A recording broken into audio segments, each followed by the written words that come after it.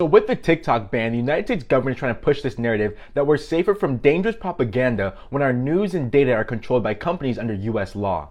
But no matter how much they love to shout from the rooftops about our glorious First Amendment, examples of the United States government encroaching on or outright ignoring free speech or freedom of the press go back centuries. But here are just some of the prominent examples that you should have in the back of your mind. So we're going to end up in modern times, but let's just start with the era of slavery. At this time, the United States Postal Service refused or heavily censored any papers that dealt with or advocated for abolition. And this, of course, was accompanied by laws that prohibited enslaved people from learning how to read or write at the threat of death.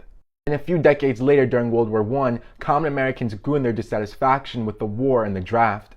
So President Woodrow Wilson passed the Sedition Act of 1918, which made things like unpatriotic speech and other language against the war illegal. And on top of this, Wilson established a committee that coordinated pro-war propaganda efforts through things like these official United States war movies. And then perhaps the biggest scandal of them all, in the 1950s, 60s, and 70s, the CIA ran Operation Mockingbird. It was a covert scheme to hire plants and major news media organizations that would embellish or fabricate stories that push forward US national interests, regardless of their authenticity. And some reporters were bribed upwards of $500,000, which would of course come from taxpayer money. So your grandparents were probably paying to be lied to. But anyone who studies history knows that the CIA is low-hanging fruit for stories of corruption, and maybe all that stuff was in the past, right? Well, I'm not so sure about that, because here are examples of encroachment of freedom of speech or freedom of the press from the previous 4 presidents. And I'm also going to include examples of widespread propaganda or disinformation.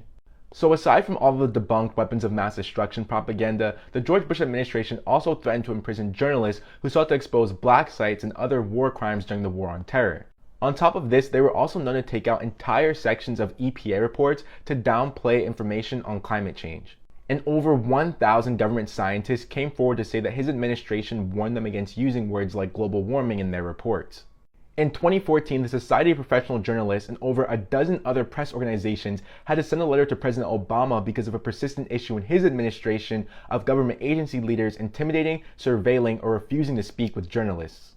And at that time, 40% of his public affairs officers admitted to blocking certain reporters because they didn't like what they wrote. And although Trump tried to capture the frustrations people have with mainstream media by pushing his idea of fake news, I think it's more important now than ever to reiterate that he was a grifter and super authoritarian in his approach to free speech. He called on the Senate Intelligence Agency to investigate reporters just because he didn't like what they said, even though the things they were saying were absolutely true. On top of this, federal guards under his presidency were known to brutalize journalists after Trump a number of times had incited violence against the media. And this didn't occur during his presidency, but while talking about propaganda and fake news, let's give an honorable mention to the time that he took out a full-page ad to call for the death penalty to be used on 5 innocent black kids known as the Central Park 5. Something that very recently he said that he did not apologize for or regret. And last but not least, we have our current president.